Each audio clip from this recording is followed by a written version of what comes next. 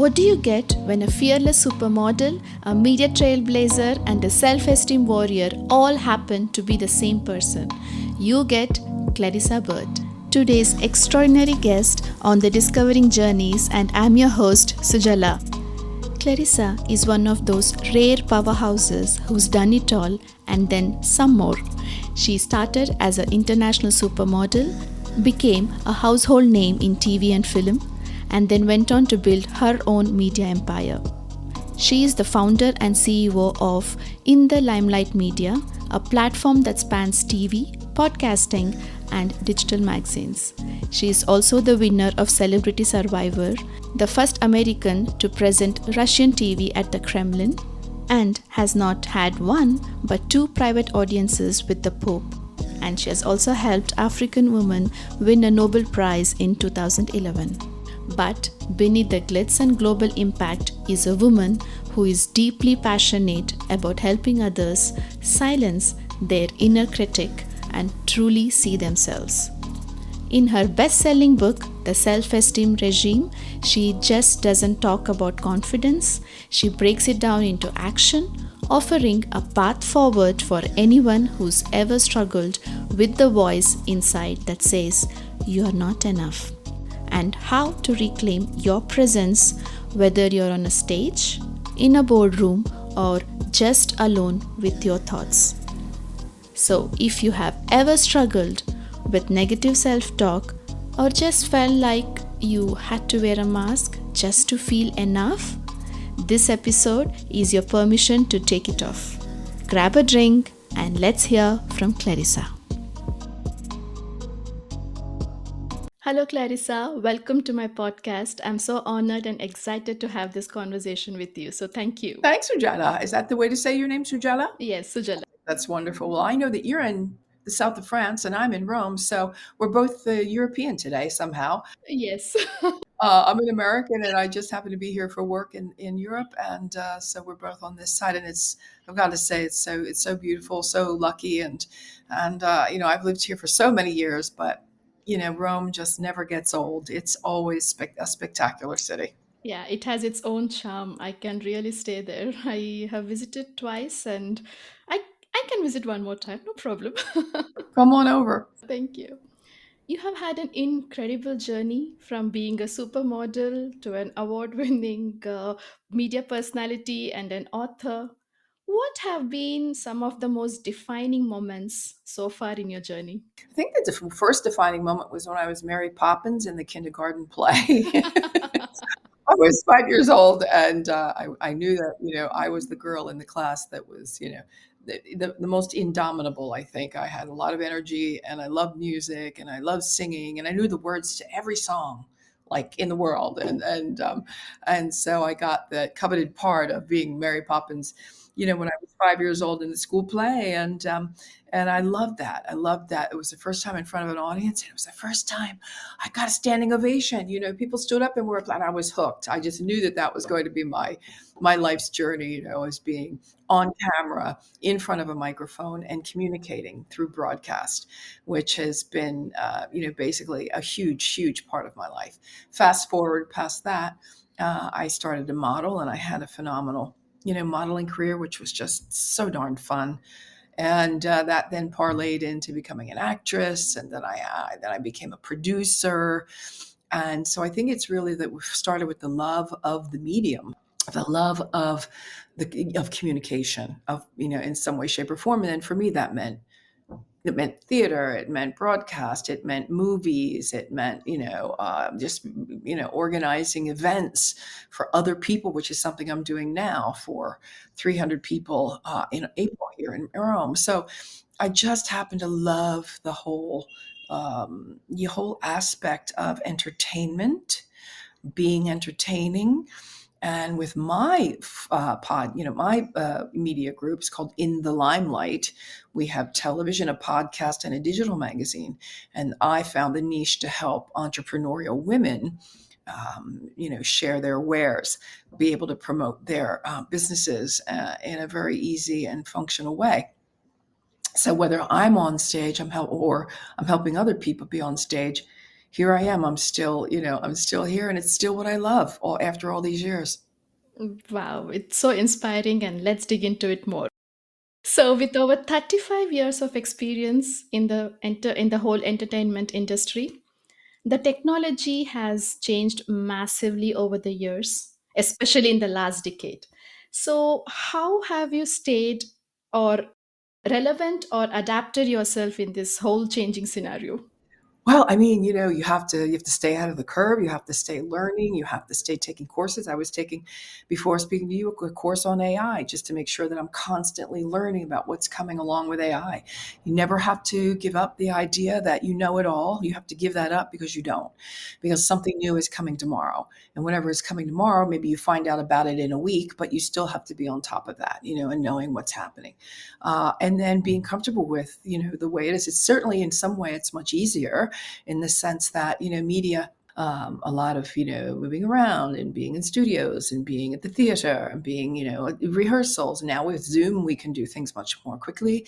And then certainly with the kind of things that we're doing now, we're doing an interview from long, long away. I mean, 20 years ago, you or me would have had to get on a plane, or we would be talking on a very, very expensive long distance phone call, and so these kinds of things weren't as available. They weren't available, and so that's another way that things are quicker, things are immediate. They're all mostly technological now, and we have to stay ahead of learning how that all works. And so, yeah, that's one of the things that I think is the most prevalent way that things have changed. Um, and the other thing is, now with us in the United States, in 6 days' time, we're losing TikTok, right? They're banning TikTok for us. And so, now we have to learn, where are we going to go find each other now? So we were there, we created the communities, we had the algorithms that knew us and knew what we wanted, the kind of content we wanted to ingest. Now what do we do? Now where do we go? So all of these things of, never getting too comfortable with the way one thing is, because invariably it's going to change as well. So being able to adapt and to pivot quickly onto what's coming next is really important also, or you're going to get lost in the mix. So that's important also. And then just staying really in love with what it is you do, whether, I can tell you that I am still in love when I do an interview, whether I did it 30 years ago, 20 years ago, 10 years ago, or today, with all of the changes that took place in the meantime. What I still love is being able to sit down one on one, either in the person or on the computer, and pull out the story from somebody that I want to hear and that they want to tell. Wow, yes. As a young girl, you were hooked onto the stage. Did you know that this is how it will take off when you were around 20, before you started off your first modeling? I knew that I loved it from the first get go. I wasn't able to do anything else as I was a child after that, because my parents both worked and I had to stay home and watch, the children and get the dinner ready and all those things. They asked me over the years if I would do other things, and I wasn't able to. So when I was finally free to be able to do that, I started to work in New York City when I was 19, and I just wanted to model. That's really what I wanted to do, but I didn't believe in myself. I didn't think I could. I didn't think I was pretty enough, or I could do the things that, were required of a model. And so it wasn't until many people around me said, you really should model. And so I think it was really more than, it wasn't my self esteem for sure. It was other people that were very kind and generous with their compliments that left the seed in my brain. Maybe I could, maybe I could, maybe I could. And so, of course, like anything else, you never know until you try. And so I did try, and it did work, and I did move forward. But that's certainly, it usually has a time expiration. I modeled until I was about 29, and then that's when I started to work on Italian television, and I did some movies in that time period as well. But I didn't always know, because I didn't always believe. And so that's the other reason why I wrote the book, The Self-Esteem Regime, was because I wanted to help other women and girls that were going through the same things. When you moved to New York City at the age of 19 or 20, were you scared of the uncertainty? How did you manage?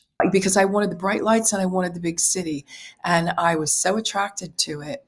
that it didn't matter my fears. This one thing about fear is that it's always going to hold you back. It's, I think they say it's like false evidence appearing real.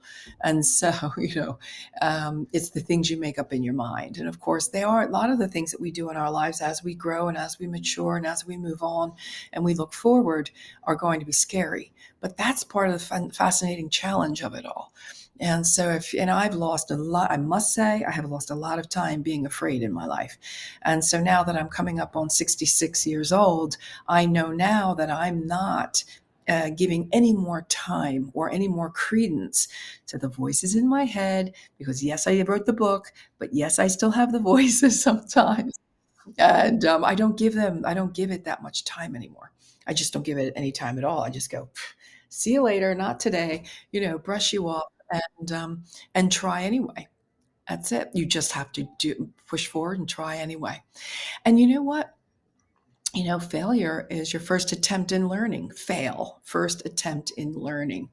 And so if you're failing, it means that you know what you won't do again, so you can try something else that's new.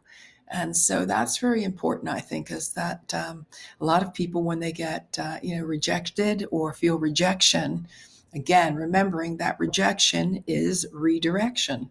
And so remembering that, a no isn't always a no. Rejection doesn't mean there's something wrong with you. It just means, there's another way around it, and that the growth that you're going through, each time you get, beat down and you come back up, that growth period right there is what builds your character. It's going to continue, serving you in your life. At any point, did you feel that you're going to make it big during your modeling years? When I was making it big, I didn't realize how big it was. And so I just went on thinking, well, this is the way it is. This is my work and things are going well and that's great. But I didn't realize until many years later that it truly was a 1% career. The 1% of the girls that model get to do the phenomenal things that I got to do. And that is, I came with 250 magazine covers. I walked on almost every major runway in the world. I was in, uh, many, many different editorials. My modeling career, I had beauty campaigns, 4 or 5 different beauty campaigns, from Orlan to Revlon to Dior to Carita. I had many different beauty campaigns also, which not everybody, I worked with catalogs from Germany and Japan. So, there was a whole spectrum of modeling that some girls only did one of those things. I was one of the first girls that did all of those things. And, it was worth taking the risk of the fear, because it worked out beautifully for me in the end. I never thought I could. There are so many, women and girls at the time that were really, really perfect for being models. There were so many of us, that were there and were doing a great job. So how can I add to all of this? So got my confidence, got my learning curve, learned what the business was about, did my best work, made sure that I was always professional, learned all the craft, from makeup to hair to color to proportion to lighting to working with different people every day.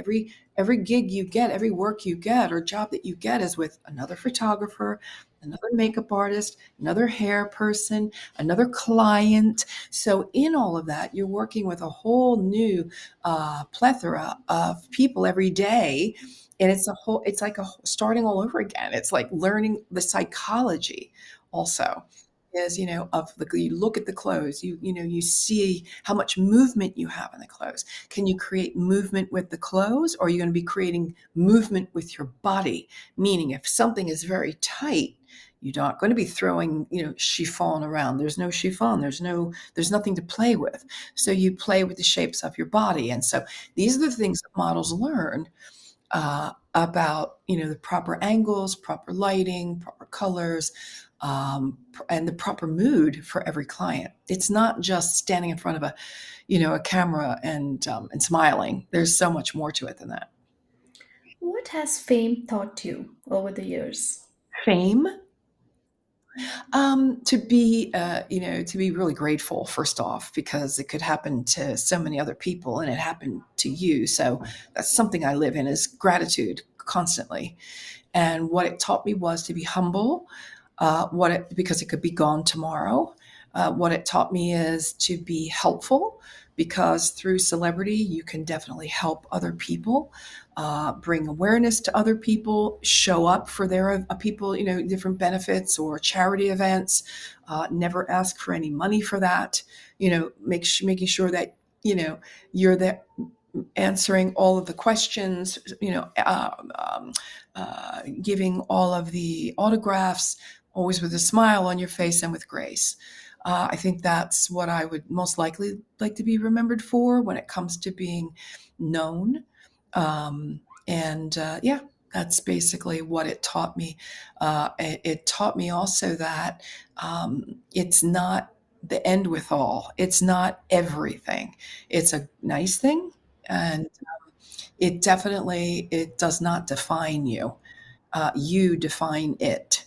And so being very careful not to be taken, carried away with that, staying very grounded. And one of the things I must say that I like the most in all of that is that most of the people that know me, and again, 30 years here in Italy, have always said to me, Clarissa, you're so real. You're so, you're just real. You're true to yourself, and, you never got inflated, which is nice to hear. That's a beautiful compliment. Nice to hear. What made you move to Rome and have this love for Rome, and you say it is your second home? Well, I first had the first opportunity was when I went to Paris. I went to Paris first, and I was there for almost a year. I just wasn't ready. I wasn't ready mentally. I just wasn't ready to be away from home. I'm really a homebody, so it took, even that was a learning curve for me, was learning how to be away from what was familiar, family, the familiarity. That took me a little bit of time as well as when I was younger to learn how to do that. I really set myself free when I was about 23, 24. That's when I came back to Rome, or sorry, to Milan. And that's when now I'm really ready, and I was. And so I started really modeling when I was 24, which was really late in today's standards. Most of the girls are starting 10 years earlier, at least, much younger. So that helped me. But I was really just, it really was, I was not really ready at the beginning. There's always there. I tend to find, at least in my experience, there's always that precursor moment where there's like, with the car, you go, you know, well, I went through quite a few of those before I went vroom, boom, boom, boom, boom, boom, when the car started. And so, there was a few of those times in my life where I was learning. I was still in a learning curve, and it just wasn't ready to land yet. But once it landed, once the car started, there was no stopping. So that was good. As a CEO of the In Limelight Media, what was the vision you started off, and how have you been able to stay relevant even today? Yeah. The idea was to have a multimedia platform for women. And the idea also behind that is to be able to teach women how to do what we are doing. So, how to teach them how to be on television, have a podcast, potentially be have their own magazine or be in a magazine. So, I created a multimedia platform that helped women promote their businesses. A lot of times, especially in difficult times, COVID, bad economic times, depressions, recessions, the first thing that will hit a business, especially a small business, is promotion and publicity, because the monies are going to other things that may be more important or may seem more important. What I argue, and that I really underline, is that one of the most important things you will ever do with your money is promotion and publicity, because you constantly want people to know you're viable and you're out here, that you're still in business, and so that should always be at the top of the totem and not at the bottom. So I created a multimedia platform that was cost affordable for women to be able to come on, have their television show, be on Roku, Amazon Fire, Apple TV, train them how to do that. And then also with the podcast, the same thing. So that's kind of where the idea came from. It went very well. So I was really very happy about that. One of the things that the other thing is that you must be really careful about is I'm a solopreneur. So I work alone. And if something happens to me or how it happens in my life, then my business will suffer. And so that's exactly what happened to me in 2022. Uh, my mother was in a very bad car accident. And so long story short is I had to take off time and really relent, back, pedal a little bit on how much time I could spend with my business. So, always having backup plans there. I have other people that have stepped in for me in different places that are helping keep the business viable. I cannot give as much time to it, but that's okay. I will eventually get back to it. So, but always having, that backup is a really, strong idea to keep in your, you know, to keep as an entrepreneur, especially as a solopreneur. Given your amazing journey, awards, accolades, and your experience, one cannot associate that you struggled with negative self talk or a low self esteem. So, what was the phase like for you? Well, I think we learn a lot of the things from our from our familial tribe, right? We get a lot of our sense of self esteem, happy or not, from home. And we watch as girls, we watch our mothers and grandmothers. We listen, and we take in a lot from our fathers. And I think that that's the first step. So if they don't have healthy self esteem, you're really unsure about yourself as well until you learn that there's another way. And so, as I was growing, one of the first things that I always did was go to the bookstores. And in the United States at the time, we had three very strong bookstores. Now there's only one. And there's a section called Self Help. And that's where I got a lot of my solace, assistance, my help, my support, my guidance, and the reason why, because there were a lot of things in my life I was just like, well, why, and so I garnered a lot of information there. Now there's only one bookstore left in the United States, Barnes and Noble, and my book is on the shelf in Barnes and Noble. This is kind of where I started, and it's where I've been able also to give back, if you will. And the self-esteem regime is really 12 chapters of it's a manual. For me, it's a manual, a mission, and a movement. And it's 12 chapters that are, that are ingestible and then digestible, and then you work on them one at a time. The first one is release. So what have we learned that we think is etched in stone from our families, our friends, our educational systems, our faith, potentially, social media, from all the things where we get information from. What have we always believed had to be true, that we find out maybe there's a little wiggle room around that truth. And so as I was leaving my parental home, I learned that a lot of things that were happening in my home weren't going to be working on the outside. The screaming and the yelling and the hollering, and it wasn't going to work outside my house. So there were things that I had to adjust to and learn and learn so that I could also learn about what's a healthy self-esteem really is. How does one recognize negative self talk? Because many times during the day you say, oh my God, I did this again. Oh, I'm always clumsy or something. You're either apologizing to yourself for, or you're apologizing to someone else for. That's definitely the thing, that when when you look in the mirror and you don't find satisfaction, the daily demons that come in every day and want to, tear you down and tell you you're not good enough, and that, what's wrong with you, and, something's wrong with you, when in effect, there's really nothing wrong with you. There are things you still have to work on. We are all a work in progress. I'm still a work in progress, but wanting to know and have as your mantra, I want to be a better person tomorrow than I am today. And if you keep that as your mantra, and it could be the littlest things, but if you keep that as your mantra, and kindness is one of the first things that you can do. Doing something kind for someone else is always a great self-esteem boost, not only for them but for yourself as well. And there's something that I have created called, I'm sure you've heard, taking the high road. My high is honesty, integrity, gratitude, and honor.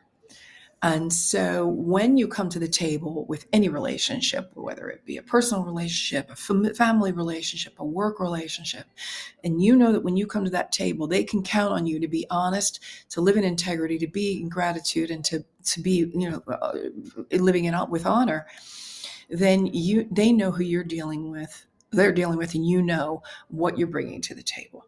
What you bring to the table is that honesty and integrity, but you also bring your boundaries. And those boundaries are very important because they're the way that you teach people how you will and will not be treated. And so people are people, and they're going to try to rip you apart and tear you down and all the things and whatever. Now, I'm going to say with those boundaries, you can teach people how to properly address you, but take stock in maybe some of not how it's being said, but maybe in what is being said. Is it true that maybe you have a little something to learn from that? And what is the message? So, living in healthy self-esteem takes work.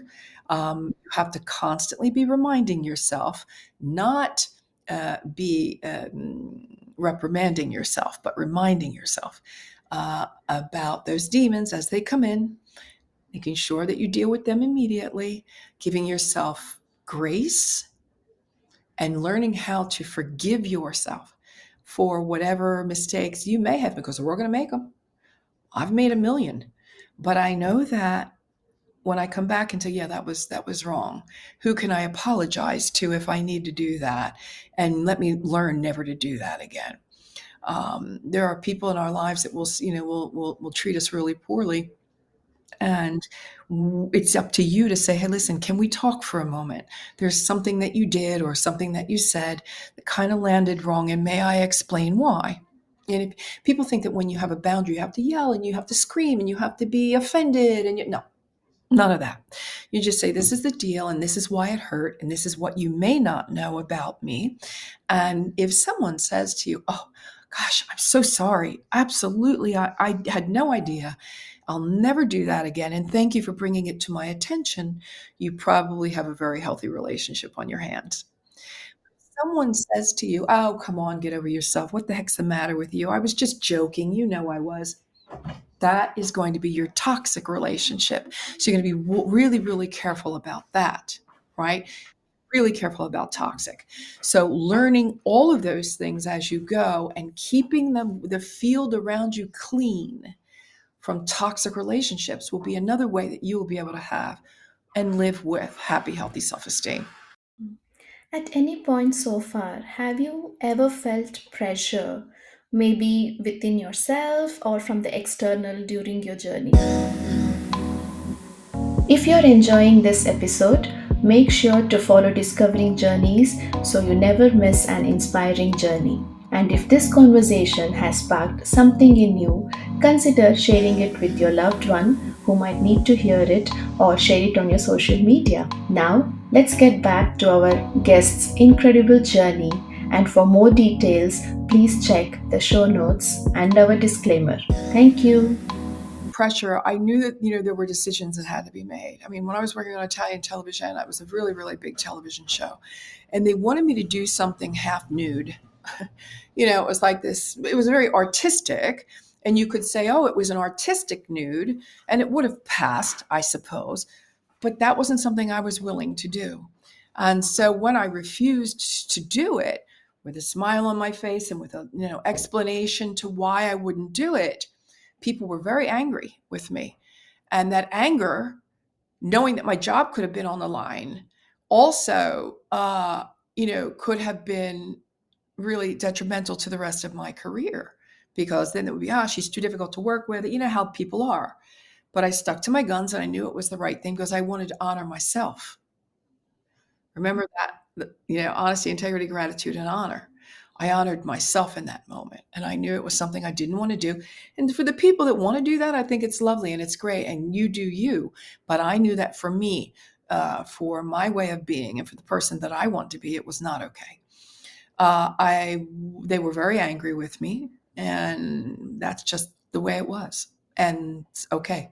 So yeah, there have been things like that along the way that are pressure and have pressured me, and but again, you just never lose sight of who you are, what you are and are not willing to accept, where your boundaries are, how you explain your boundaries, and if people get upset, well, that's on them.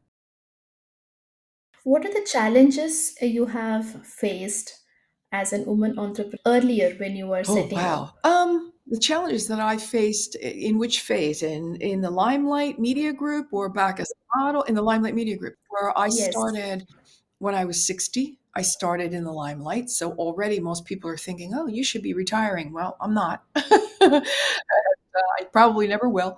And it was finally the dream that I always wanted to have was, I had worked on other people's television. Now I wanted to have my own media group. Oprah has hers, Martha Stewart has hers. I wanted to have my own media group. And what I will tell you is that to get the thing up and running was a lot of work. I did it as a passion project. It was really what I was passionate about. One of the challenges was that, first of all, I don't do the back end metrics. I don't say, I did what I knew that was going to be helpful for women, but I didn't go, I didn't see COVID coming. I didn't see the fact that all advertising was going to shut down. So it's really hard to be able to, without a crystal ball, knowing that what you're going to create is going to be viable in a year or 2 years' time, because everything is variable. And certainly COVID took us into almost 4 years of variable, and and the advertising, was difficult. We were grassroots, so we didn't have a lot of advertising budget, which kept us smaller than than I would have liked. But everything is relative. I'm happy where I am now. The book is doing well.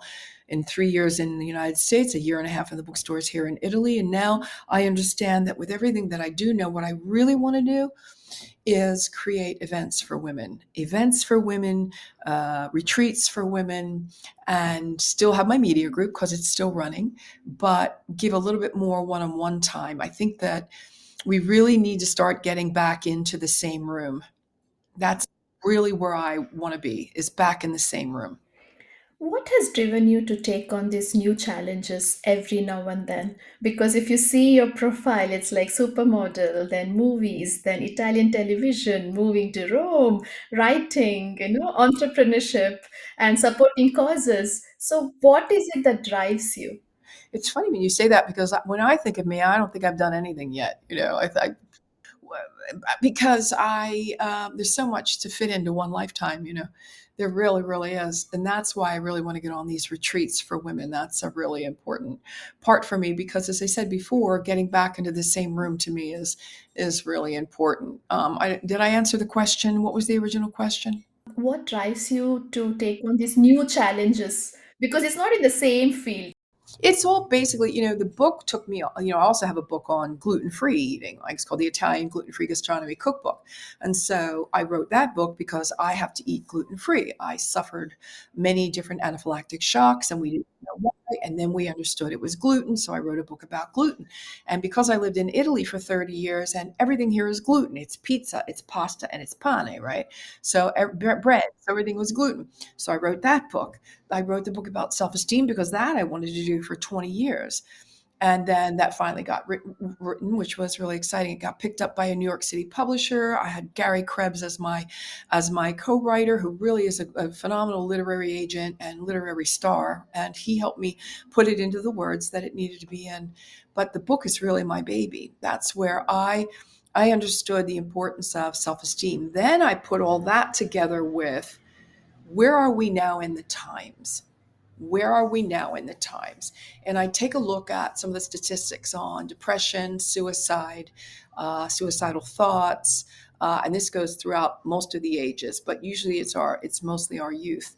And so, knowing where we are now, is it more important that I'm teaching people how to run a podcast, or is it more important that I get people into a room and we start talking about the look good, feel good, be good, and greater good aspects of happy, healthy self-esteem? So that's where I am, and that's what I'm putting together for this year. Hopefully, we'll have a first retreat up by the summer, because it does take a minute to pull these things together. And that's what I'm working on now. I've got a wig line coming out. I'm working with a German company now for wigs. It's called Clarissa Burt Wigs, the Medi Molda collection, which means medical, and Molda is fashion. And so for women with cancer, alopecia, and for a quick solution, being able to, because many women have lost their hair to menopause, to alopecia, to cancer, to COVID. And so there's a big uprise and uptick in wigs. So I'll be pulling this. I've got a beautiful line of synthetic wigs that's will be dropping in April, and that's very important. So I take a look at what's happening around, and what's happening around is many women have lost their hair. Great, and a lot of people have lost hope. They've lost faith. They've lost drive, motivation. They've lost inspiration, and many of these people never knew what good, happy, health esteem was anyway. So I'd like to be able to kick some butt, get people in a room and kick them in the tushy, and get people back on track. The people that would like to, and the people that need it. I would love to, and it would be me and many of the people that I know and work with, and I think would be perfect as teachers and trainers in the room with me. What inspired you to write the book? Is it your life lessons or what you're seeing are in and around you? I think it was a lot of life lessons. I learned from my mother. Oh, I just, I need to lose. She never needed to lose weight, and I don't take my picture. I just don't take my picture. Well, what did I do? I became a model. Back in the day in the 1950s, there was a lot of, not they didn't like so much the Irish and the Italians. They didn't like each other very much, back in the day. And I remember my father saying, "Oh, the Italians, bleh," you know. So what did I do? I lived in Italy for 30 years. I didn't do it on purpose. It just happened that way. And so I think that the idea is that I just always want to be in the right place at the right time for the right reason. And the right reason right now is people need help. They need friends. They need support. They need a way forward. They need to understand. And we're going through some really, really difficult times, especially the United States, and the politics in the United States has put us in a place where many people are very depressed. Many people are full of anxiety. Many people are, again, committing suicide. And so I would like to be able to step in my little world and give as many people as I can a different way of approaching life. And so that's where we are. Who is this book for? I don't have the American copy here. I'd love to be able to read that to you, but in the acknowledgments, you'll see it's for every person that's been rejected, been dejected, been told that they weren't enough, been, sidelined, been, put aside, been treated poorly for whatever reason. The people that didn't have the kind of, happy childhood that was supportive. Many people, all people from all over the world are capable of having children, but not many people are capable of raising happy, healthy children with good, strong backbone and work ethic, and the idea of wanting to live a life with personal growth. I want to grow personally. I want to live in personal growth constantly, all the time. And so, again, wanting to be a better person tomorrow than I am today. And what am I going to do to achieve that?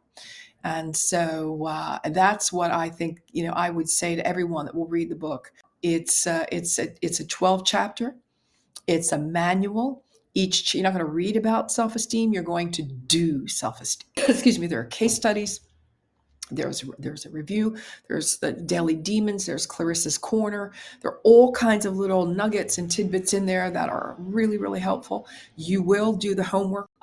That's really an important part of this book, is that you'll start with release and you'll go into release, rebuild, responsibility, reimagine. I could go on. And then the last chapter is responsibility, not responsibility, it's reciprocal. And so for me, it was really, one of the things that I had to learn was how to accept things from other people. I would, people, I remember one time somebody said to me, Clarissa, it's so hard to do anything for you because you do it all. And that was my way of saying, hey, people do want to do things for me. I have to allow that. I can't be doing, type A and doing for everybody and being everybody's, caregiver and caretaker. Let me step back, because I have a very strong, personality. Let me step back and let others step into that place. So it makes them feel good too. So that reciprocality, right? It's another law of the universe.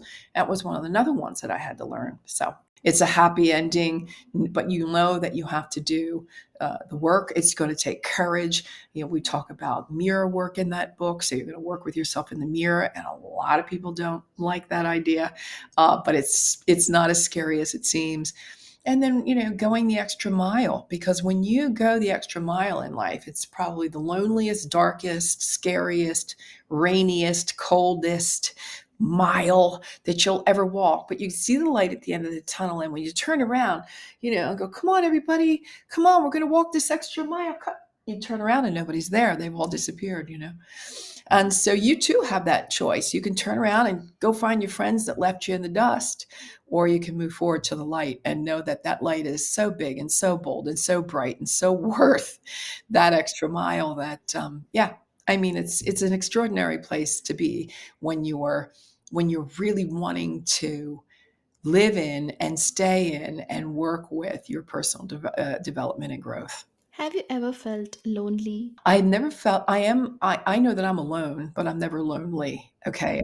And I am a little bit more of a loner. I'm not a super joiner. Like, I'm not one, it's not like that, but I find all that as I go throughout my day or my week or my month, I fit in with every pod of people. I just fit in, and I find them, and we get along, and we're hugging and we're loving, and it's fine. And whether that, whatever that is, if it's a work situation or whatever the social situations, but I don't have to speak to them every day, and they don't have to speak to me every day. It's kind of, so I'm not alone.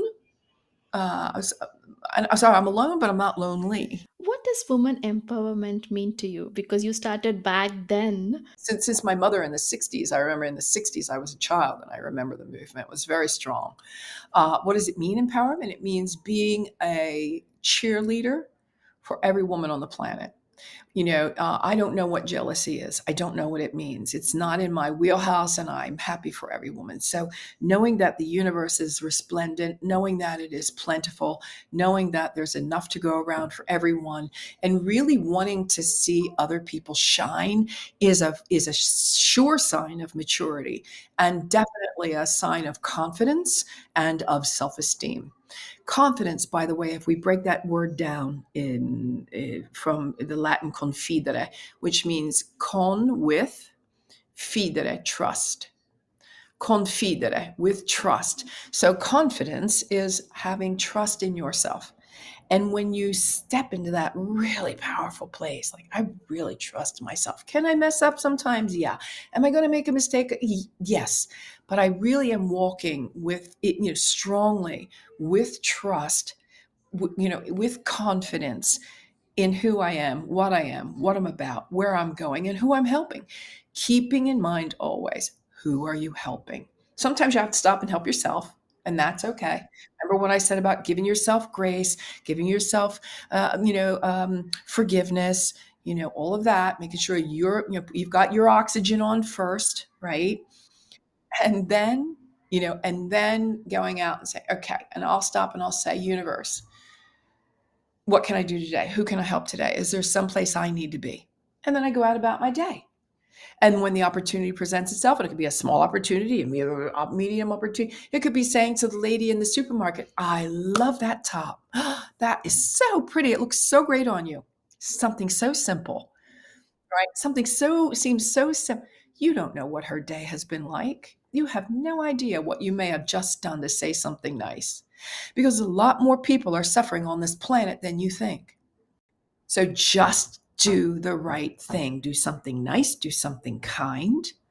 Mm. It's not hard. We have our own inhibitions. We are the ones that complicate our lives. It's really not that hard. True. On this note, I'm going to ask you three questions as a takeaway. What advice would you give somebody who feels trapped in the cycle of negativity and self doubt? Yeah. Well, if they feel trapped, then they know they're feeling. They know what their feelings are. So already they're a step ahead of the game, which means I'm feeling this way. It's not feeling so good.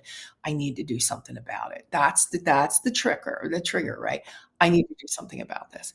And again, one of the easiest things that I can say is there's YouTube full of information. There's meetups that are if you feel like you want to get out and be around people. There are books a plethora. When I was talking to you about the self-help section in the bookstores way back when, let me tell you, Sujaya, it was a small little section. I mean, there were 40 or 50 books. Now in Barnes and Noble, it is two full row. I mean, it is books of rows upon rows upon rows upon rows of personal development books. So there really is no more excuse to not getting the information you need when you need it. Again, I'm happy to say my book is on those shelves because that's a crowning moment for me. But, if you're feeling trapped, you know you're trapped. Get untrapped. It's quite that simple. Make the first move. What can you do? Google it, YouTube it, meetup groups, and certainly the bookstores are right around usually, and they're around, or order any of the books off of Amazon, get them to the house and start reading, especially the self-esteem regime, because it's really simple read. You're not going to read about it. You're going to do it. Like from chapter 1, you're going to start your journal. You're going to start your homework. You're going to start to see why potentially, you've gotten yourself trapped.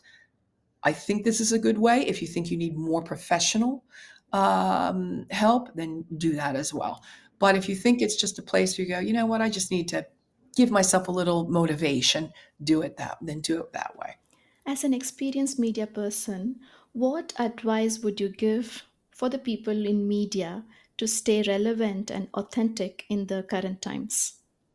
Yeah, that's one of the greatest words ever is authentic. And it's used and overused, but it's really true when we say, we are now so attuned through all of the media that we have, social media, non-social media, legacy media. We've become sleuths. We're like great investigators now. We know when somebody is or is not authentic, and we can kind of smell when something is off. So that is, I think, the most important thing is being authentic, being exactly who you are, and giving the greatest information, greatest education, greatest inspiration that you can in a short time that we have together to someone that needs to hear it. If you stay true to yourself, as an interviewer, as the media, stay true to what have a vision in mind, have a vision board, have your relevancy very strong in mind. Like, where is it? Who do you want to be? Who do you want to reach? What do you want to tell them? And stay along that line all the time. I think they call it vision quest or vision board, not a vision board, but you understand. I think I forget the words right now, but yeah, just have it. Oh, I'm so sorry, I can't come up with the word, but I think you understand the gist. Yes. Can you share one strategy from your book that it can be a life changer to build a self esteem? I think one of the most important things that I like to talk about is, first of all, social media. It's really being really, really careful about that. We always talk about grass being greener on the other side. And so that wanting to compare ourselves, that's self-esteem 101, want to compare myself to someone else. Well, first of all, I'm just so darn glad to be me. I wouldn't want to be anybody else. Like, why would you want to be somebody else when you get to be you? You're so lucky. You can form your life and yourself the way you want to, and with the person that you are. But getting back to comparing yourself to someone else. You always say the grass is always greener on the other side. Well, first of all, I'd like to offer that the grass is always greener where you water it. We all have a tendency now to go on social media and say, well, she's doing so well, and look at the car, and look at that person, look at her clothes, and look at her hair, and look at her makeup, all these things, and all of the things. And look, I wish success on everyone. And if that's the case, be happy for her and her success. But stop comparing yourself to her, because you're not. You get to create your own script. You get to be the writer, the director, the producer, and the actor in your own movie. Dang, that is so cool, right? So do that and stop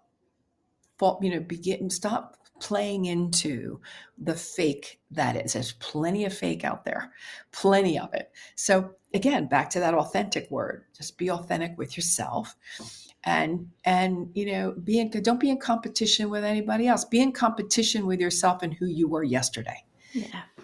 Beautiful. Thank you so much, Clarissa, for your time and your wisdom and a bit slice of your life. So, thank you so much for being on my show. Welcome, love. Thank you so much for having me. Thank you for listening to this episode of Discovering Journeys. I would love for this podcast to reach as many people as possible. So, please remember to subscribe, rate, and leave a positive review. Share this podcast with someone you think who would appreciate this conversation. Check out the show notes for all the links and details. Until next time, keep embracing your journey and discovering new paths.